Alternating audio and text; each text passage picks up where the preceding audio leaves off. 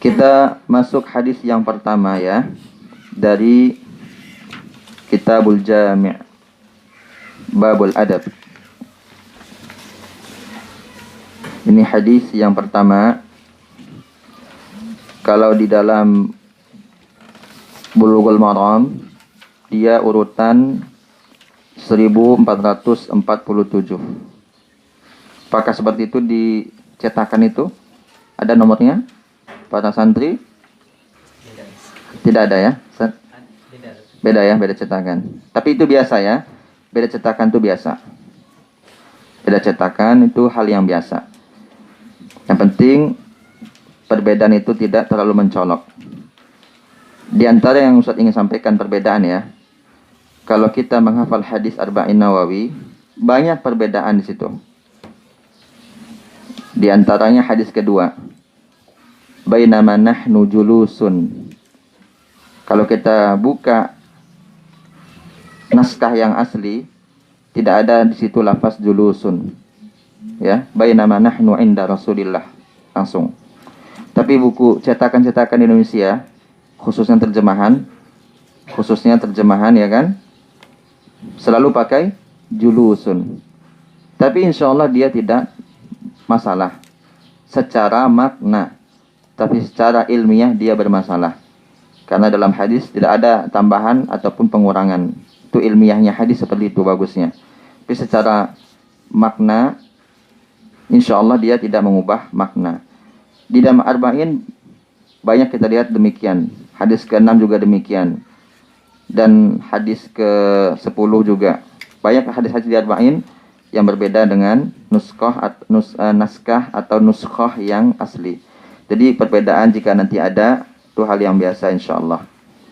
Yang penting maknanya tidak jauh melenceng. Baik, kita lihat, kita mulai dengan bismillah, dengan mengucapkan nama Allah yang Maha Pengasih dan Maha Penyayang. Kita memulai membaca dan memaparkan faidah-faidah yang ada dari hadis-hadis yang akan kita bahas insya-Allah. Mudah-mudahan Allah mudahkan kita. Hadis yang pertama. An Abi Hurairah radhiyallahu anhu qala qala Rasulullah sallallahu alaihi wasallam haqqul muslimi 'alal muslimi sit. Di dalam riwayat lain khams ya. Sedangkan dalam riwayat ini sit. Kita bacakan dulu artinya. Dari Abu Hurairah radhiyallahu anhu, ia mengatakan, qala Rasulullah sallallahu alaihi wasallam, Rasulullah sallallahu alaihi wasallam bersabda. Kita sistemnya seperti ini ya. Menjelaskan itu ada dua caranya. Di kebiasaan ulama, sebelum kita lanjut juga, kebiasaan ulama itu dalam menjelaskan buku, kebiasaan ahli ilmu ya, ada dua cara. Cara yang pertama, dia baca dulu hadis semuanya, atau ayat kalau itu tafsir ya, kalau itu Al-Quran, baru dijelaskan. Ya. Cara yang kedua, baca dulu potongan, jelaskan. Lanjutkan lagi baca potongan, jelaskan. Kita mau yang mana? Yang kedua ya. Yang kedua saja ya. Kita baca supaya lebih memahami ya. Dua-duanya baik. Dari Abu Hurairah radhiyallahu anhu qala. Dari Abu Hurairah, semoga Allah meridainya, ia berkata, di antara adab kita dalam menyebut sahabat, jika kita ingat ya, kalau kita lupa tentu tidak dihukum atau tidak tercela itu. Jika kita ingat, ketika kita menyebut sahabat, usahakan menyebut radhiyallahu anhu. Adab itu. Radhiyallahu anhu. Karena Allah mengatakan radhiyallahu anhum wa radu an dalam banyak ayat itu di dalam Al-Qur'an. Jadi kita usahakan setiap menyebut nama para sahabat, khususnya kita bertaradhi kepada mereka. kita mengucapkan doa keridhaan untuk mereka radhiyallahu anhum ajma'in. Baik. Abu Hurairah radhiyallahu anhu, nama aslinya siapa? Abdurrahman bin ya, bin Sakhr Ad-Dawsi Al-Yamani. Abdurrahman ibnu Sakhrin Ad-Dawsi Al-Yamani, ya. Itu dia nama asli dari Abu Hurairah. Itu yang populer. Jika tidak, Imam As-San'ani rahimahullah di jilid pertama dari kitab Subulus Salam, ya, beliau menyebutkan bahwa ada 30 pendapat tentang siapa nama asli Abu Hurairah. 30 pendapat para ulama. Jadi menunjukkan ilmu itu sangat luas. Tapi yang masyhur adalah Abdurrahman bin Sakhr. Kita ambil yang masyhur saja. Yang masyhur, dan itu yang lebih kuat memang. Itu yang lebih kuat. Karena tidak semua yang masyhur dia juga kuat. Seperti tanggal lahirnya Nabi kita sallallahu alaihi wasallam 12 Rabiul Awal. Itu yang masyhur 12, tapi itu bukan yang kuat. Abu Hurairah radhiyallahu anhu ini menarik, ya. Karena beliau itu cuma sekitar 4 sampai 6 tahun bersama Nabi sallallahu alaihi wasallam, tapi beliau yang paling banyak hafal hadis Nabi sallallahu alaihi wasallam. Dari 6 orang sahabat yang terkenal, Amirul Mukminina fil hadis, ya, yang disebut imam dalam hadis, para sahabat yang jumlahnya 6 orang, di antaranya Aisyah, di antaranya Abdullah bin Umar, dan sahabat yang lainnya. Yang paling banyak itu adalah Abu Hurairah. Padahal kebersamaannya dengan Nabi itu hanya sebentar, sallallahu alaihi wasallam. Sebentar. Di sini ada faidahnya para santri, para tulab dan talibat. Faidahnya apa? Bisa jadi kita itu sekolah di sebuah sekolah hanya sebentar, ya kan? Tapi kita dapat manfaat lebih banyak gitu. Belum tentu orang yang lebih lama mondok, dia banyak dapat manfaat, belum tentu. Karena standar itu bukan lama atau sebentar. Standar itu keberkahan. Keberkahan, standar. Bisa jadi anak-anak usaha di sini cuma 3 tahun, ya, melebihi ilmunya orang yang mondok 6 tahun. Bisa jadi. Tergantung bagaimana kita memanfaatkan keberkahan ilmu itu. Maka para tulab dan talibat, hafizakumullah, kita mesti cari keberkahan itu. Caranya apa? Memanfaatkan 2 hal. Sebagaimana hadis Nabi SAW, ni'matani maghbunun fihima katsirun minan nas. Dalam hadis Bukhari, ya, rahimahullah, ada 2 nikmat yang banyak manusia lalai, terlaknat, terkutuk dikarenakannya. Di antaranya adalah as-sihhatu wal faragh. Sehat dan waktu luang. Jadi sekarang alhamdulillah kita semua sehat, kan? Waktu luang kita ada. Contohnya kita punya waktu luang, ini dia. Jadi waktu luang kita ini adalah waktu utama kita sebenarnya. Waktu luang kita ini adalah waktu utama kita untuk kita belajar. Beliau mengatakan, Abu Hurairah mengatakan, Rasulullah sallallahu alaihi wasallam bersabda, ini kita belajar hadis ini tidak seperti para ulama hadis dahulu, ya. Para ulama hadis dahulu kalau belajar hadis, sanadnya sampai ke Nabi langsung.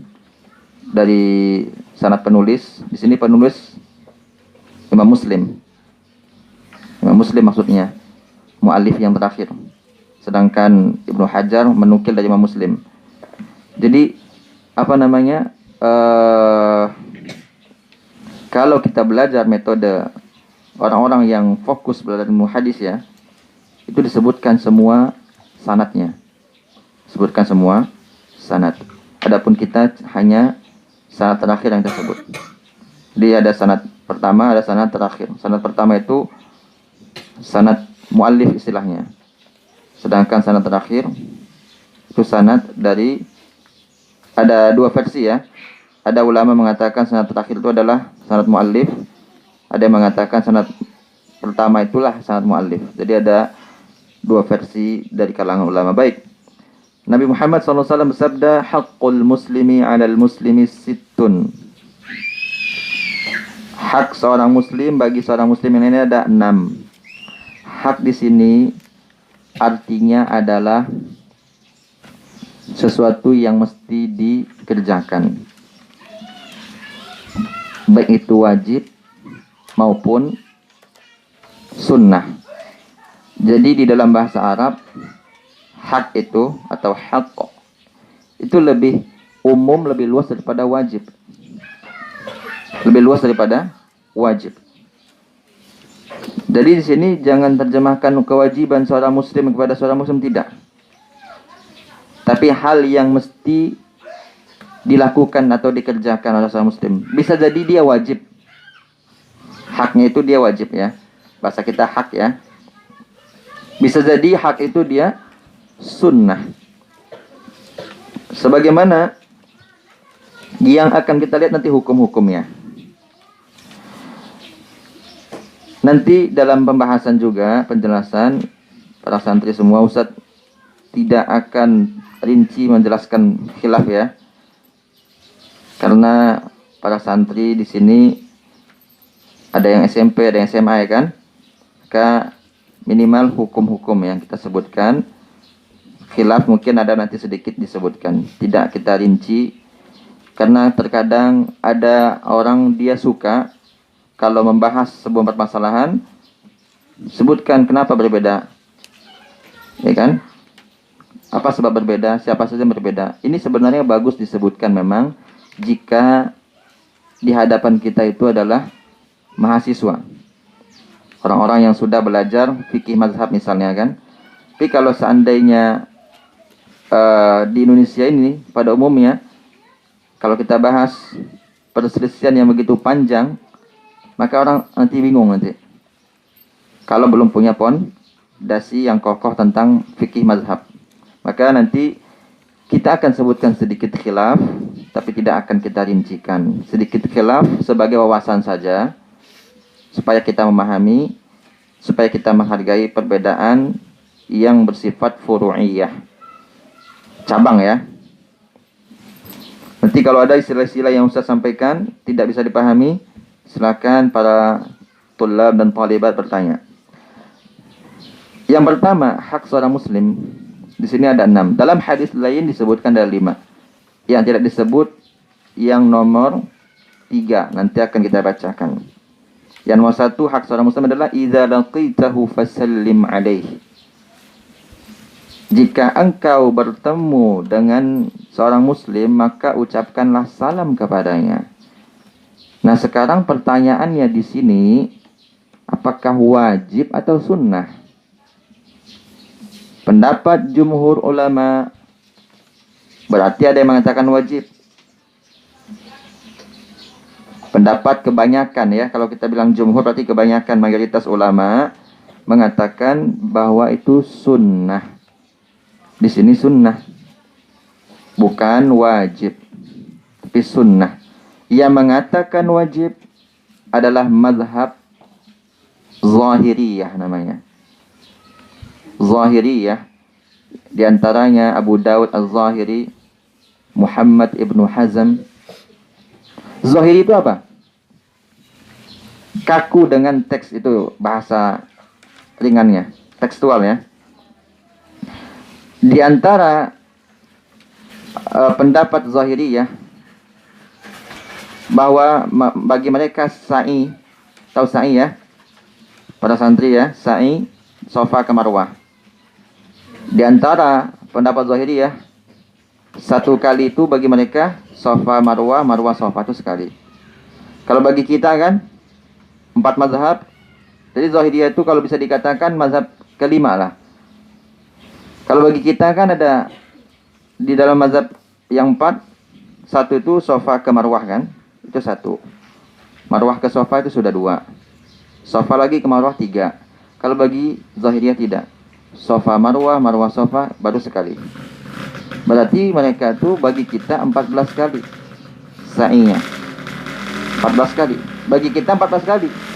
Bagi mereka itu baru 7. Itu diantara pendapat Zahiriyah yang memang berbeda dengan 4 mazhab. Tapi bagaimanapun, ulama-ulama di sana adalah Ahlussunnah. Ibnu Hazm Al-Andalusi rahimahullah yang terkenal ya dari Spanyol.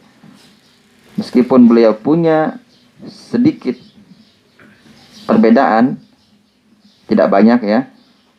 Tidak banyak sebenarnya. Khususnya yang terkenal tentang masalah musik.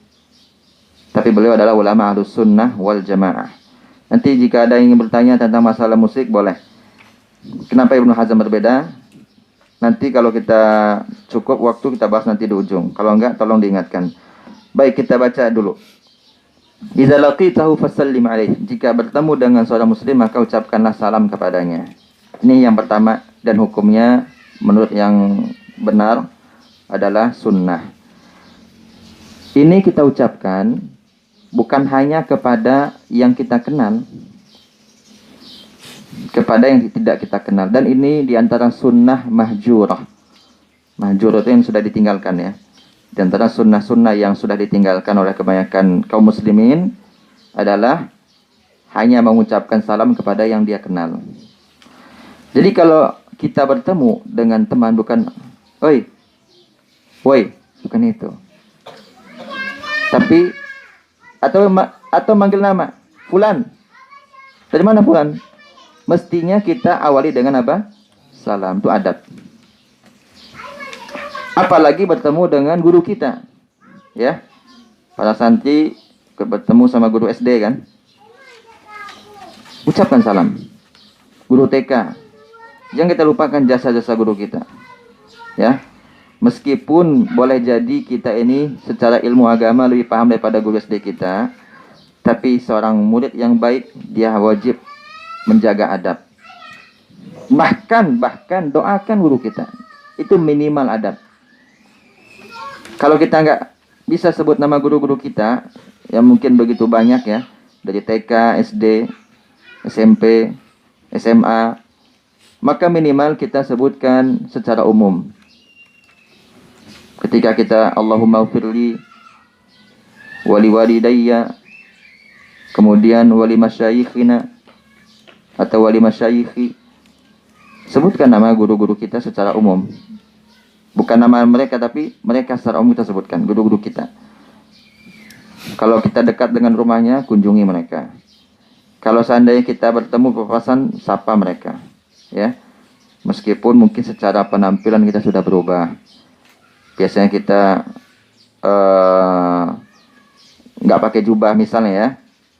Sekarang kita pakai jubah yang talibat, biasanya nggak pakai cadar, sekarang pakai cadar. Misalnya ketemu sama guru, maka kita sapa mereka. Itu adab. Mengucapkan salam. Salam itu bukan menjabat tangan. Ini mesti kita bedakan.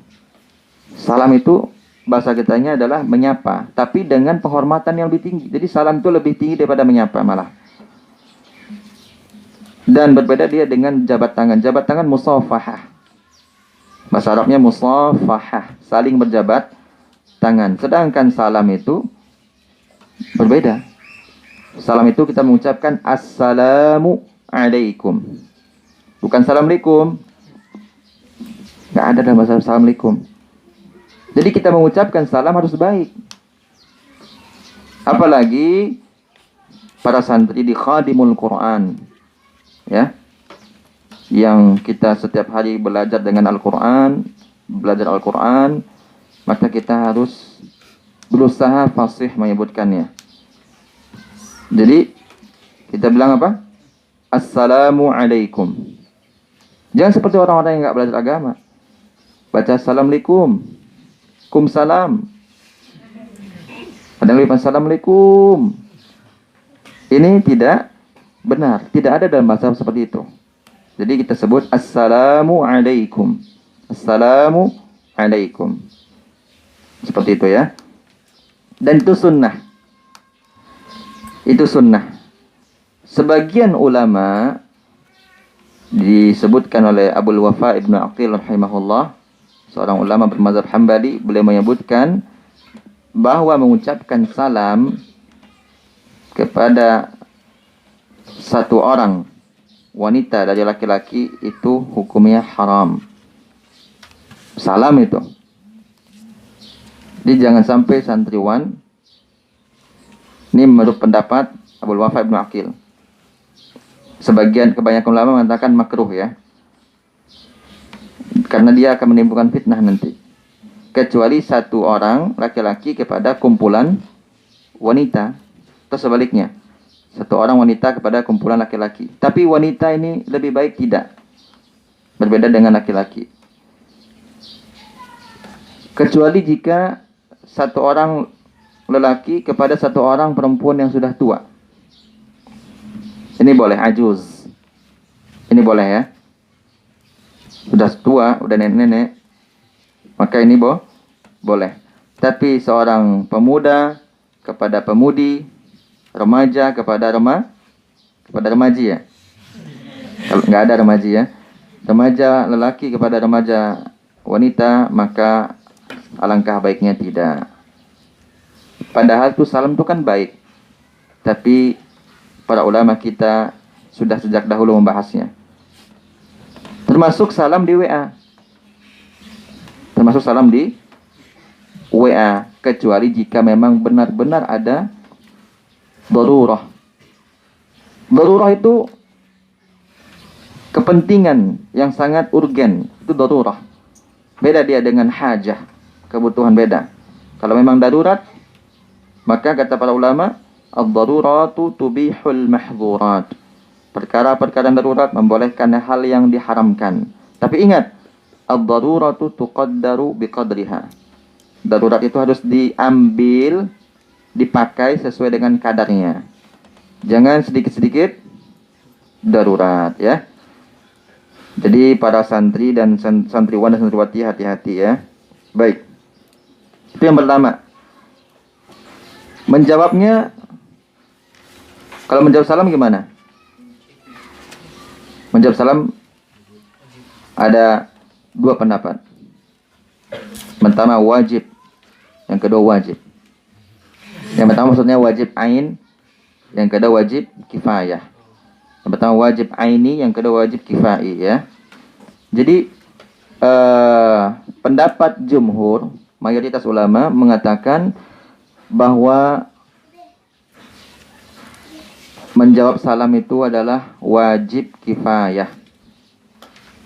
Jadi kalau seandainya Ustadz mengucapkan salam kepada antum, ya, maka pendapat jumhur mengatakan sebagian antum saja menjawab itu sudah cukup. Tapi pendapat yang lain ada yang mengatakan, dan ini pendapat juga dipegang oleh Abul Wafa Ibnu Aqil rahimahullah, bahwa wajib setiap yang mendengar menjawab salam. Wallahu alam mana pendapat yang paling benar. Adapun yang masyhur adalah pendapat yang pertama, yang populer pendapat yang pertama. Itu yang pertama, hak kita. Jadi kalau kita ketemu sama seorang muslim, berjumpa, hendaknya kita mengucapkan salam. Laki kepada laki, perempuan kepada perempuan. Bagaimana kalau kita bertemu dengan orang Nasrani? Apakah kita ucapkan salam? Tentu tidak. Kalau mereka ucapkan salam, kita jawab atau tidak? Wajib kita jawab atau sunnah atau mubah? Nanti akan sampai ke sana insyaallah ya. Hadis keberapa itu? Ada nanti insyaallah. Baik. Yang kedua, wa idza da'aka fa'ajibhu. Apabila seorang muslim mengundangmu maka penuhilah. Ini baru wajib. Tapi khusus undangan walimah. Walimah apa? Walimatul urs. Bukan walimatul ursh. Terkadang sebagian orang terlalu fasih. Kita lihat di dalam undangan-undangan kan, walimatul ursh. Yang benar adalah walimatul urs. Urs itu urs adalah pernikahan artinya. Ursun, pernikahan itu artinya urs. Jadi walimah itu undangan makan.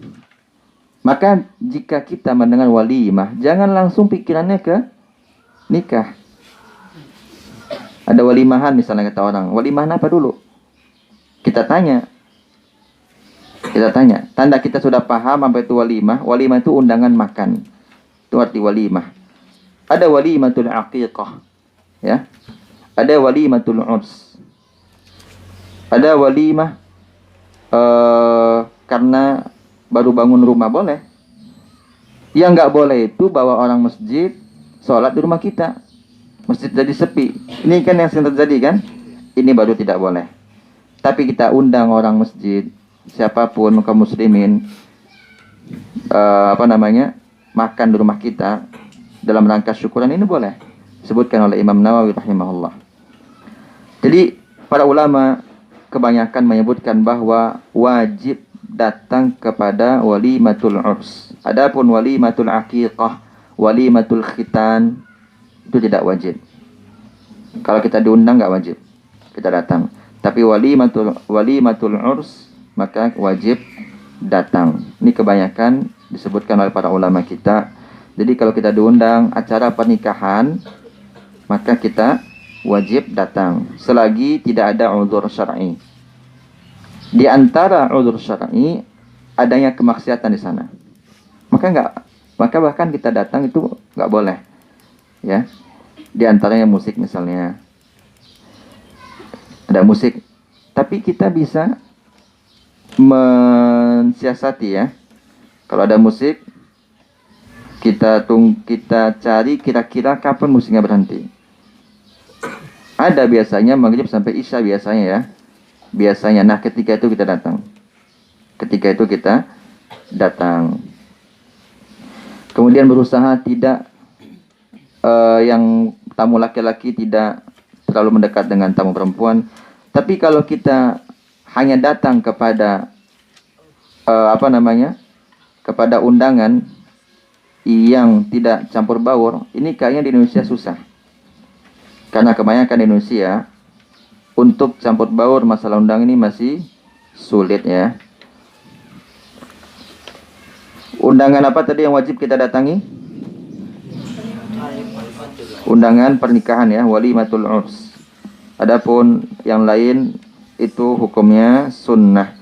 Kemudian yang ketiga, kita nggak ingin merincikan ya.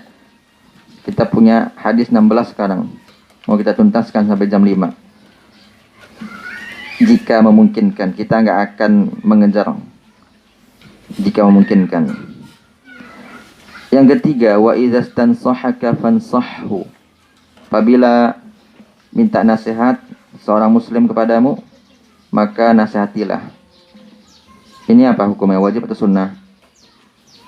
Kebanyakan juga mengatakan sunnah, tidak wajib. Tidak wajib.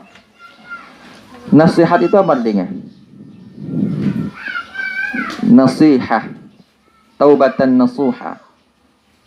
Jujur ya. Ikhlas, sungguh. Itu arti nasihat. Jadi ketika kita memberikan nasihat kepada orang, kita harus jujur gitu. Jangan memberikan nasihat namanya, tapi isinya malah ta'yir. Apa itu ta'yir? Menelanjangi. Itu nggak boleh. Atau fadhihah. An-nasihah ghairul fadhihah. Kata para ulama ya. Nasihat itu bukan fadhihah. Apa itu fadhihah? Menelanjangi. Merusak kehormatan orang itu namanya fadhihah. Orang Minang bilang padiah. Ya. Mungkin dari situ asalnya, padiah. Dalam bahasa Arab apa? Fadhihah. Pakai dha, fadhihah. Jadi kita jangan menelanjangi orang. Siapapun mereka, kita harus tulus memberikan nasihat. Makanya Nabi mengatakan sallallahu alaihi wasallam, ad-dinun nasihah. Apa artinya? Agama itu adalah kesungguhan. Kita sering menerjemahkan nasihat menurut bahasa kita gitu. Sehingga orang bingung. Ketika sahabat bertanya kepada Nabi, liman? Untuk siapa wahai Nabi? Nabi mengatakan, lillahi. Nasihat untuk Allah. Apakah kita menasihati Allah? Kan tidak. Tapi kesungguhan untuk Allah dengan bertauhid. Maksudnya. Jadi, an-nasihah, kalau kita lihat penjelasan para ulama, itu artinya adalah al-khalus. Kejujuran, as-saduq. Kejujuran, kesungguhan itu ya. Makanya taubatan nasuha. Taubat yang sungguh-sungguh, taubat yang jujur. Maka kita dalam memberikan nasihat harus jujur, sungguh-sungguh. Jangan sampai kita menelanjangi kehormatan teman-teman kita. Baik. Yang keempat, wa idza 'atasa. Apabila bersin, fi'il madhinya 'atasa, orangnya autis. Ya. Ingat aja autis. Iya, supaya mudah. Ingat autis, ingat autis. Ya. Kalau bersin utas. Kalau kata kerjanya apa? Atasa. Kalau orangnya yang bersin autis. Kalau perempuan berarti autisah. Maka jangan sampai ada nama orang autisah. Nanti bersin terus. Utas. Karena banyak nama orang bahasa Arab tapi artinya tidak benar. Ada nama orang Fania. Enak didengar memang. Fania kan enak didengar. Apa arti Fania? Rusak artinya. Fania itu kata kerja dari fana. Ya kan? Fana lawannya apa? Baqa. Fana itu rusak, hancur, baqa kekal, ya kan? Jadi fania lawannya baqiya. Fania lawannya baqiya. Fania itu artinya apa tadi? Rusak. Jadi kalau ada nama perempuan Fania atau nama Dania, itu juga dua-duanya tidak baik nama itu. Dani, Dania. Dani itu apa artinya? Hina, dunia. Dunia itu kan hina. Kita itu harus cari ulia, akhirat. Lawan dari dunia adalah ulia, ya. Jadi terkadang ada nama orang didengarnya bagus, artinya tidak baik. Atau namanya nama dari Al-Quran misalnya, tapi dia tidak layak. Bahkan berdosa misalnya. Seperti memberi nama anak Ar-Rahman, ya kan. Tidak boleh memberi nama anak Ar-Rahman atau Rahman, makruh. Kalau Rahman makruh, kalau Ar-Rahman haram. Banyak nama orang dipanggilnya Rahman, ya kan. Yang Rahman itu kan cuma Allah. Siapa manusia makhluk yang bisa seperti Allah Rahmannya? Tidak ada. Ada di antara nama-nama Allah tidak boleh kita gunakan. Tapi kebanyakan nama Allah boleh kita gunakan. Aziz boleh atau tidak? Boleh, ya. Halim boleh. Baik. Wa idza 'atasa fahamidallaha fasammithu. Itu ada riwayat fasammithu pakai sin. Ada fasammithu. Yang lebih masyhur pakai shin, ya. Fasammithu. Dan dua-duanya benar. Dua-duanya artinya benar, ya. Itu diantara uniknya bahasa Arab atau indah bahasa Arab. Apabila ada orang bersin, maka dan kemudian mereka bertahmid kepada Allah, maka jawablah. Itu artinya tashmitul autis. Tashmitul autis, ya. Jadi kalau ada yang bersin, sekali dia bersin, kita jawab. Apa kita jawab? Yarhamukallah. Dia bersin, alhamdulillah, kita bilang yarhamukallah. Dia jawab apa? Yahdikumullahu wa yuslihu balakum. Di dalam hadis memang seperti itu. Bukan yahdikallahu wa yuslihu balak, bukan. Memang pakai kum. Kata ulama sebagai bentuk berterima kasihnya, siapa namanya? Orang yang bersin tadi kepada yang menjawab bersinnya. Maka penghormatan dia pakai kum. Itu di antara pendapat ulama. Maka jangan kita ubah. Jadi kalau walaupun dia sendirian, sama dengan kita mengucapkan assalamualaikum, ya kan? Kalau kita sudah belajar bahasa Arab misalnya, kita ketemu orang, jangan kita ubah assalamualaikum ya akhi. Tidak, pakai kum. Karena seperti itu yang diajarkan oleh Islam. Ya. Dan itu penghormatan. Walaupun satu orang, minimal kita sudah mengucapkan salam kepada para malaikat. Itu kata para ulama, ya. Jadi tidak usah diubah. Katakan assalamualaikum. Maka kita tidak pernah mendengar orang Arab mengucapkan assalamualaikum ya akhi. Mereka mengucapkan assalamualaikum. Juga kepada wanita assalamualaikum, ya. Dan penghormatan juga ketika kita bicara kepada guru. Ini sedikit ingin Ustaz selipkan. Kalau kita bicara kepada orang yang berilmu, ya, maka juga adabnya sebagaimana disebutkan oleh Ibnu Jama'ah rahimahullah di dalam kitabnya Tazkiratus Sami' dan banyak ulama lain menyebutnya, kita menggunakan kata dhamir antum, ya. Makanya kita sering dengar suatu orang tapi antum. Dan itu tidak boleh kepada Allah. Itu hanya untuk makhluk, untuk manusia. Jadi kita bilang kepada guru kita antum, bukan anta. Maka kalau kita dengar para murid di Arab Saudi atau di Timur Tengah bicara kepada guru-gurunya fadilatukum, bukan ila aina anta ya syekh. Nggak ada orang bicara itu. Orang-orang yang paham dengan adab tidak ada bicara kepada gurunya, tapi ila aina antum. Satu orang tapi pakai antum, atau ila aina fadilatukum. Lebih hormat lagi ila aina samahatukum. Itu diantara adab. Jadi kepada guru kita ucapkan jazakumullahu khairan.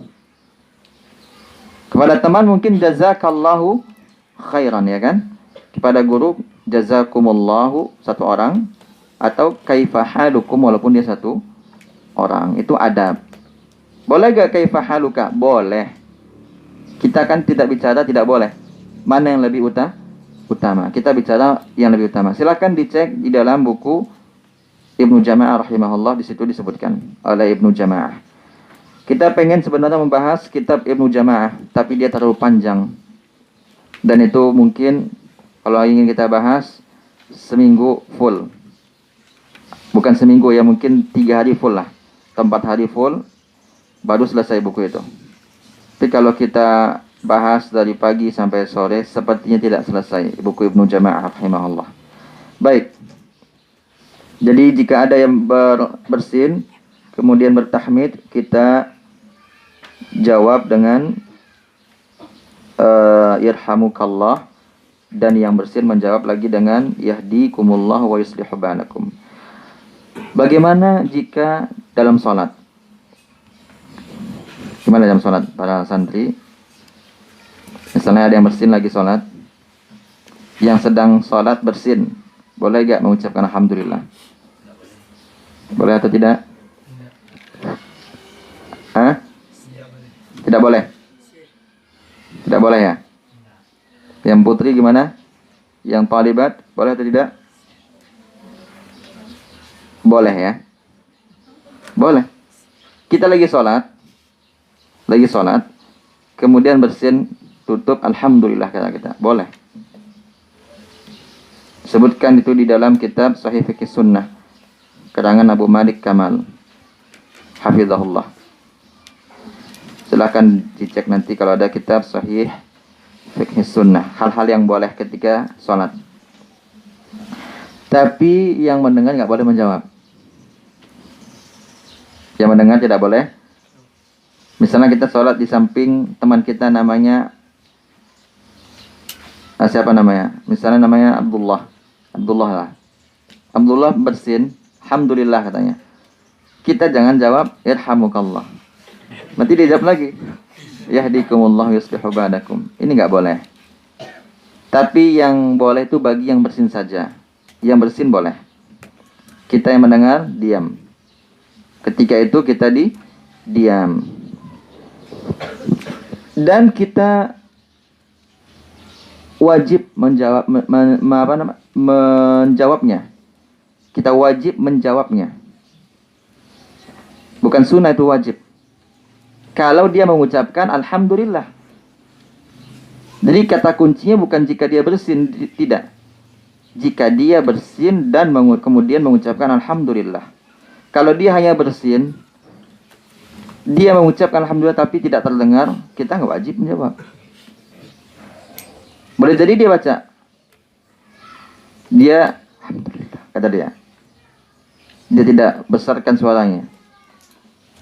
Maka tentu kita tidak mendengar dan tidak wajib menjawabnya. Tapi kalau kita dengar, kita wajib menjawabnya. Nah sekarang kalau dia nggak baca gimana? Kita ingatkan atau kita diam saja? Ingatkan. Kalau kita lihat teks hadis Nabi, Nabi tidak mengatakan ingatkan. Nabi hanya mengatakan fala tusyammitu, jangan kalian jawab. Itu aja Nabi. Tapi Imam Nawawi rahimahullah mengatakan boleh kita ingatkan dan itu lebih bagus. Karena hadis Nabi bukan berarti melarang kita mengingatkan, tidak gitu. Jadi yang paling bagus memang kita ingatkan. Karena hadis Nabi bukan berarti melarang. Nabi kan mengatakan jangan dijawab. Nabi tidak mengatakan jangan diingatkan, tidak. Jawab jangan, tapi kita boleh mengingatkan. Ini disebutkan oleh Imam Nawawi rahimahullah. Tentu bagus kita ingatkan, adab. Ya kan? Kita ingatkan. Kalau dia anak kecil, kita mengucapkan alhamdulillah. Ingin mengajarkannya itu. Kalau dia sudah besar misalnya, maka kita juga tetap mengingatkannya. Karena boleh jadi tidak tahu adabnya. Dan banyak orang-orang bersin tapi tidak mengucapkan alhamdulillah. Kalau dia 2 kali, apa kita ucapkan? Alhamdulillah juga. Irhamukallah maksudnya ya. Kalau dia mengucapkan alhamdulillah, kita jawab irhamukallah. Kalau sudah 3 kali apa? Syafakallah. Kalau kita lihat hadis Nabi, Nabi mengatakan huwa mazkum, kata Nabi. Dia itu lagi flu, pilek. Ya, mazkum. Maka para ulama dari situ mengatakan karena dia sakit maka kita doakan, yaitu mengucapkan syafakallah. Kalau dia lebih tua daripada kita tentu syafakumullah sebagai penghormatan juga. Sekarang kalau orang kafir bersin, mengucapkan alhamdulillah misalnya, apa yang kita jawab? Orang kafir bersin, jangan heran orang kafir itu sudah terbiasa mengucapkan alhamdulillah dan insyaallah. Bahkan mungkin masya Allah, ya kan? Astagfirullah. Karena mungkin dia hidup di tengah-tengah orang Indonesia, di tengah-tengah kaum muslimin, mungkin terbiasa bagi dia. Di Indonesia banyak orang kafir mengucapkan insya Allah, banyak. Apakah dia jadi muslim dengan insya Allah? Tentu tidak ya. Nah sekarang bagaimana kalau orang kafir bersin dekat kita, mungkin sudah akrab berteman dengan orang Islam, kemudian mengucapkan alhamdulillah, apakah kita jawab yarhamukallah? Tidak boleh. Kita hanya boleh menjawab yahdikumullah wa yuslihu balakum. Dia bersin, yahdikumullah, boleh. Supaya semoga Allah berikan hidayah kepadamu dan memperbaiki keadaanmu, boleh. Tapi yarhamukallah haram hukumnya. Karena tidak boleh kita mendoakan rahmat untuk orang kafir. Tidak boleh. Sebagaimana kita mendahulukan salam kepada mereka juga tidak boleh. Tapi kalau mereka mengucapkan salam, kita mengatakan wa'alaikum saja. Ya. Jangan kita atas nama toleransi, misalnya kata kita, toleransi yang salah tentunya ya. Kita menjawab wa'alaikumussalam warahmatullahi wabarakatuh, kata kita. Itu hanya untuk orang Islam. Sedangkan orang kafir, kita hanya mengucapkan wa'alaikum. Wa idza marida, hak yang kelima ya, fa'udhu. Apabila seorang muslim sakit, maka jenguklah. Ada ya'udu iyadatan. Itu artinya menjenguk. Ada ya'udu audatan, itu artinya kembali. Ada ya'udu iyadatan, itu artinya menjenguk ya. Iyadatul marid, menjenguk orang sakit. Jadi kalau kita bilang kamu sudah menjenguk belum? Jangan kita bilang ziarah. Hal zurtumuhu, apakah sudah melihat sudah menjenguk dia? Kita pakai hal zurtumuhu, itu salah. Tapi hal uttumuhu, apakah sudah engkau jenguk? Ya. Jadi kalau ziarah itu tidak ada kaitan dengan sakit. Tapi kalau menjenguk ada kaitan dengan sakit. Iyadatul marid. Seperti itu. Karena ada itu ada dua artinya. Ada ya'udu. Tapi kata masdarnya dia berbeda. Sudah bahasa Arab sini atau belum? Sudah ya. Ada ya'udu, itu artinya ada dua. Ada yang pertama artinya kembali, ya. Ada artinya yang kedua menjenguk, gitu.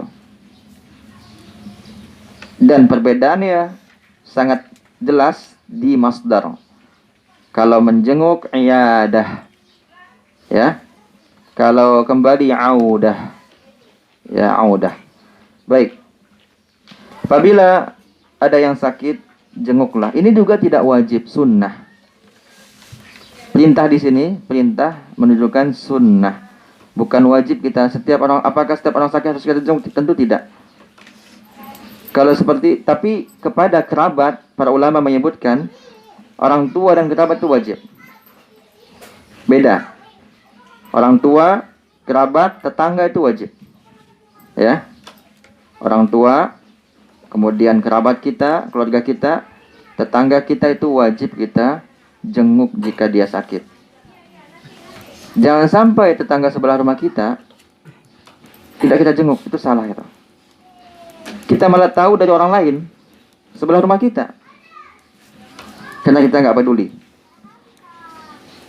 Ini juga ingin saya sampaikan kepada para santri semua, kita tinggal di Indonesia ya kan, yang mana ini berbeda dengan di Timur Tengah.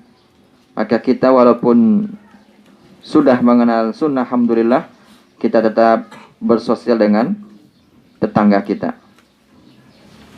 Karena tetangga itu ada 3. Ada tetangga, dia kerabat kita, dan dia muslim. Pertama, ada tetangga, dia itu muslim, bukan kerabat kita.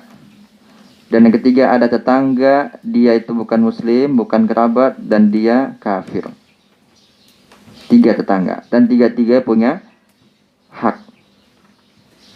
Kita harus memuliakan mereka sesuai dengan siapa mereka. Jadi tetangga harus kita jenguk, wajib jenguk jika dia sakit. Ini pendapat mayoritas para ulama rahimahumullah. Apalagi menjenguk orang sakit itu adalah salah satu jalan-jalan ke taman surga. Jadi taman surga itu bukan seperti ini saja. Ketika kita tahu ada teman kita yang sakit, kita jenguk, ya. Kemudian ada siapa lagi? Kerabat kita, tetangga kita, apalagi orang tua kita sakit, kita jenguk. Tentu itu sangat baik keutamaannya.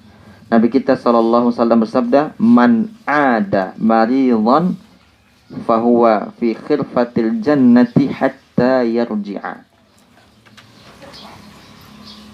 Hadis riwayat An-Nasa'i. Barang siapa yang menjenguk orang sakit, dia senantiasa berada di taman surga sampai dia pulang ke rumahnya. Masya Allah. Jadi kalau kita menjenguk orang sakit, kita itu sedang di taman surga. Itu adab yang mesti kita ingat. Yang kelima ya, yang keenam. Yang keenam, wa idza mata fatba'ahu. Rawahu Muslim. Apabila ada kaum muslimin yang meninggal, maka iringilah jenazahnya. Maksud iringi di sini apa? Kita ikut menyelenggarakannya. Ini hukumnya wajib kifayah, ya. Wajib kifayah atau fardu kifayah. Kalau kita belajar usul fikih, sebenarnya wajib dengan fardu itu ada bedanya.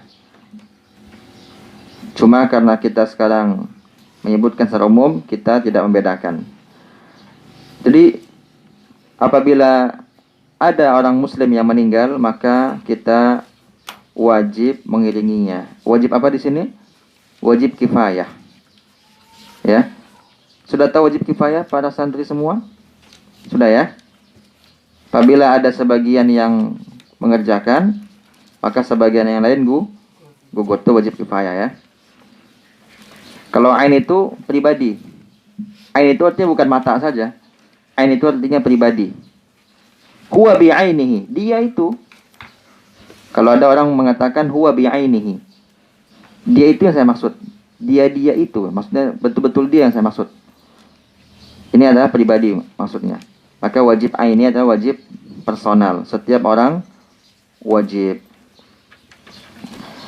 Mengiringi jenazah artinya menyelenggarakan. Kewajiban kita terhadap jenazah ada berapa? 4 ya. Ini jika dia muslim. Sekarang jika dia tidak muslim bagaimana? Di antara yang kita maksud tidak muslim adalah yang tidak pernah sholat. Ada 2 pendapat di sini para santri semua. Ada yang mengatakan yang tidak pernah sholat sama sekali. Sama sekali. Kita nggak bicara bolong-bolong ya. Kita nggak bicara yang nggak sholat bolong-bolong. Kalau bolong-bolong masih ada masih ada ulama, tidak ada ulama yang mengatakan kafir. Ini yang la yusalli nihaiyan. Tidak sholat sama sekali. Mutahawinan. Karena dia malas. Tapi karena dia mengatakan sholat nggak wajib, sudah jelas kafir, itu sudah jelas. Tapi kalau dia mengatakan tidak sholat, dia tetap katakan suatu wajib, cuma dia nggak sholat sama sekali. Di sini ada berapa pendapat? Berapa? 2 pendapat. Yang pertama, fasik. Pendapat jumhur ulama, fasik. Jumhur ulama. Yang kedua, kafir. Pendapat yang lebih kuat, kafir. Berdasarkan dalil-dalil yang ada. Nggak sholat sama sekali. Sama sekali. Keluar dari Islam. Maka tidak wajib kita, bahkan kita nggak boleh menyelenggarakan jenazahnya. Dia bukan orang Islam. Ada seorang pemuda, kisah nyata ini, di Arab Saudi. Ketika itu muftinya adalah Syekh Abdul Aziz bin Baz rahimahullah. Mufti kedua Arab Saudi. Mufti pertama Syekh Muhammad bin Ibrahim al-Syekh. Mufti yang sekarang, yang ketiga, Syekh Abdul Aziz al-Syekh. Mufti yang kedua, Syekh Abdul Aziz bin Baz rahimahullah. Beliau pernah ditelepon oleh seorang ayah. Ya. Apa kata bapak itu? Telepon kepada Syekh bin Baz rahimahullah. Wahai Syekh, aku antarkan anakku yang meninggal ke tempat pemandian jenazah. Mereka nggak mau mandikan. Kenapa? Karena mereka tahu anakku nggak sholat. Apakah benar anak engkau nggak sholat? Iya benar. Di masjid atau di rumah? Walaupun di rumah dia nggak sholat. Apalagi di masjid. Apa kata Syekh? Kalau begitu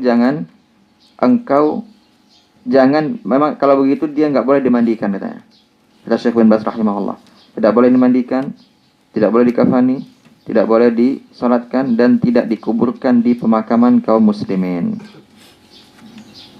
Jadi para santri, perkara salat ini perkara yang sangat penting kita perhatikan. Jangan sampai ada di antara santri ya, kalau di rumah tidak sholat misalnya.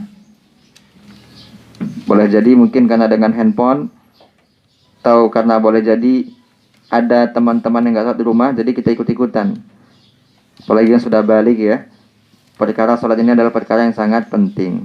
Jadi di antara jenazah yang tidak boleh kita iringi, kita tidak boleh kita selenggarakan adalah jika kita tahu dia memang nggak pernah sholat di akhir hidupnya. Boleh jadi dia dulu sholat waktu muda, di akhir hidupnya dia tidak sholat. Ini nggak boleh juga, karena yang jadi patokan ujung. Innamal a'malu bil khawatim, dalam hadis Bukhari. Sesungguhnya amal itu dilihat di ujungnya. Ujung. Khitamuhu misk. Penutupnya adalah wangi-wangian. Baik, kata Allah Ta'ala. Jadi kita mesti menerapkan firman Allah itu. Khitamuhu misk. Endingnya harus bagus. Akhirnya harus bagus. Kita lihat di sini diriwayatkan oleh Imam Muslim rahimahullah. Imam Muslim adalah murid dari Imam Bukhari rahimahullah. Imam Muslim wafat pada tahun 261 Hijriah ya. 261 Hijriah, 5 tahun setelah wafatnya Imam Bukhari. Imam Bukhari 256. Imam Muslim 261 Hijriah. Dan dia dari mana? Dari mana Imam Muslim? Naisabur. Naisabur di mana? Iran sekarang. Di Iran. Dan sebagian wilayah Afghanistan. Kalau kita lihat, ini motivasi buat anak-anak semua, buat para santri. Kalau kita lihat 6 ahli hadis ya, yang memiliki Al-Kutubus Sittah, tidak ada satupun orang Arab. Tidak ada satupun orang Arab. Semuanya orang Ajam. Kayak kita ini orang Ajam namanya. Siapa yang 6 orang itu? Pertama, para santri. Imam Bukhari. Kedua, ketiga, keempat, Tirmizi dulu urutannya. Yang kelima, Ibnu Majah. Yang keenam, An-Nasai. Apakah ada satu dari 6 orang itu orang Arab? Tidak ada. 6-6-nya orang mana? Ajam. Seperti kita. Imam Bukhari orang mana? Bukhara di mana? Sekarang Uzbekistan ya. Dekat dengan Rusia. Berarti Imam Bukhari kulitnya kayak orang Rusia. Uzbekistan seperti itu kulitnya. Jadi Imam Bukhari rahimahullah bukan orang Arab, tapi jadi ahli hadis. Termasuk Imam Muslim rahimahullah. Kira-kira bisa gak kita jadi ahli hadis? Para santri ya, bukan kita. Bisa gak? Bisa atau tidak? Bisa.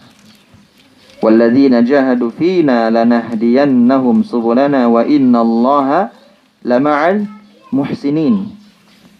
Dari situlah keluar perkataan orang Arab manjadda wajada. Bukan wajadda, manjadda wajada ya. Barang siapa yang bersungguh-sungguh, maka dia pasti berhasil. Jadi bisa gak jadi ahli hadis para santri semua? Bisa. Kunci apa? Kesungguhan. Seperti Imam Bukhari rahimahullah, Imam Muslim ya.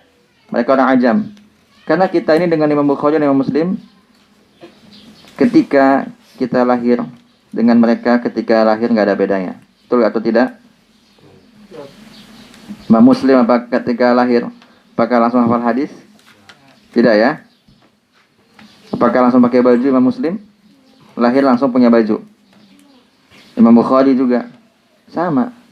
Mereka semua ya, para ulama kita semua, termasuk kita, ketika kita lahir semuanya masuk dalam firman Allah dalam surah An-Nahl, wallahu akhrajakum min butuni ummahatikum la ta'lamuna syai'a.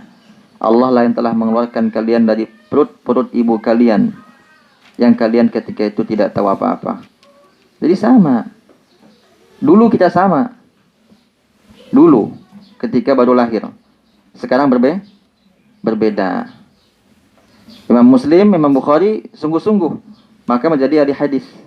Jadi muhaddis. Kalau kita ini seringnya muhdis. Apa itu muhdis? Berhadas. Kalau Imam Bukhari, Imam Muslim, apa?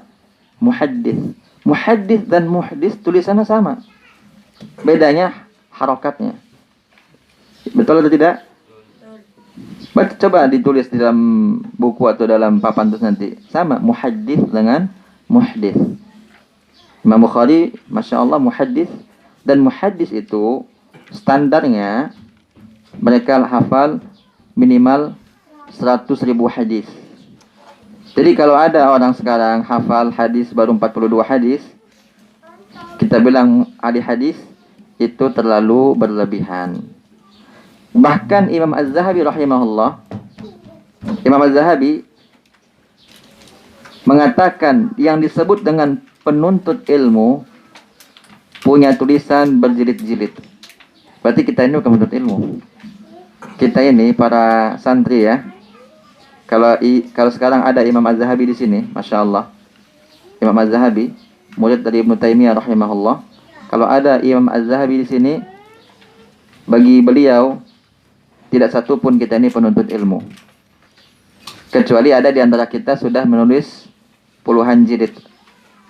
Jadi menurut beliau, puluhan jilid yang ditulis oleh seseorang itu baru dikatakan penuntut ilmu. Maka penuntut ilmu zaman sekarang dengan zaman dahulu tentu berbeda.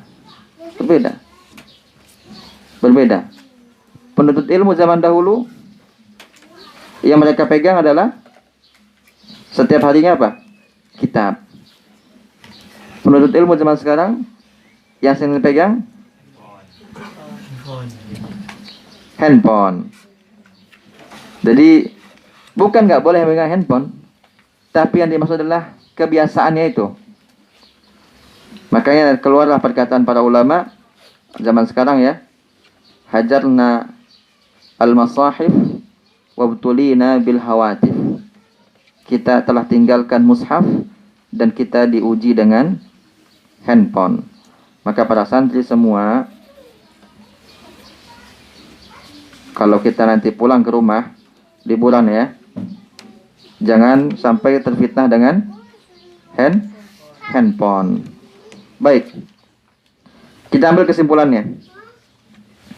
Baru satu hadis sudah memakan waktu 1 jam lebih. Kita ambil kesimpulannya. Yang pertama, hak seorang muslim mengucapkan salam, hukumnya sunnah. Yang kedua, hak seorang muslim kepada muslim menjawab atau memenuhi undangan, hukumnya wajib jika walimatul urs. Yang ketiga, memberikan nasihat kepada yang memintanya, hukumnya sunnah, tidak wajib. Nggak harus kita kasih nasihat kepada orang minta nasihat sama kita, tidak harus. Yang keempat, apalagi jika dia nggak minta nasihat, apalagi jika dia tidak minta nasihat, kecuali ada pengecualian ya, kecuali pada kondisi-kondisi dia melakukan kesalahan di depan publik, maka kita nasihati dengan cara yang beradab juga. Allah Ta'ala mengatakan wa qulu linnasi husna, ya kan? Ucapkanlah perkataan yang baik kepada manusia. Kata Syekh Abdul Rahman As-Sa'di di dalam tafsirnya rahimahullah, beliau adalah guru dari Syekh Muhammad bin Shalih Al-Utsaimin rahimahullah. Beliau mengatakan bahwa perkataan yang baik itu mengandung 2 unsur. Harus ada 2 syarat baru disebut perkataan yang baik. Kalau seandainya hilang salah satunya, bukan perkataan yang baik namanya.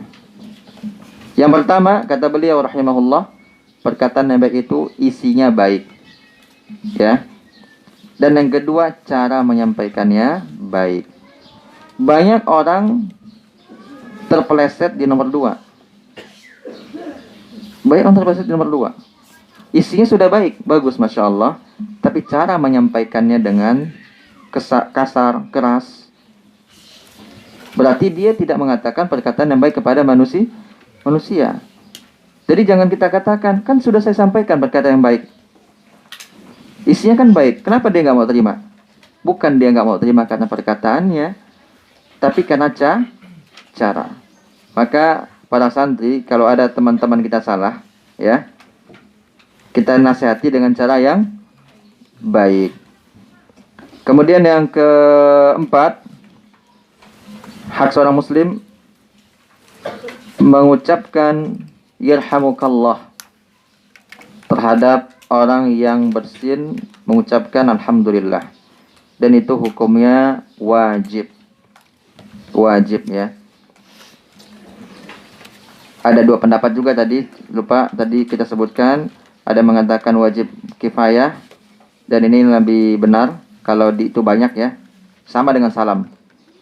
Menjawab orang yang bersin sama dengan salam.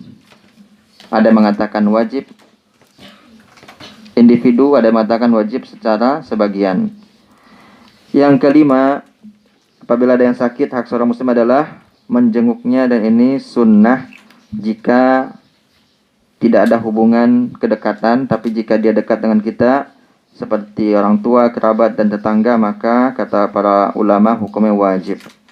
Dan yang keenam, mengiringi jenazah muslim. Itu kewajiban atau hak yang mesti kita ingat para santriwan dan santriwati. Mudah-mudahan kita dimudahkan Allah Ta'ala melakukan hak-hak tersebut.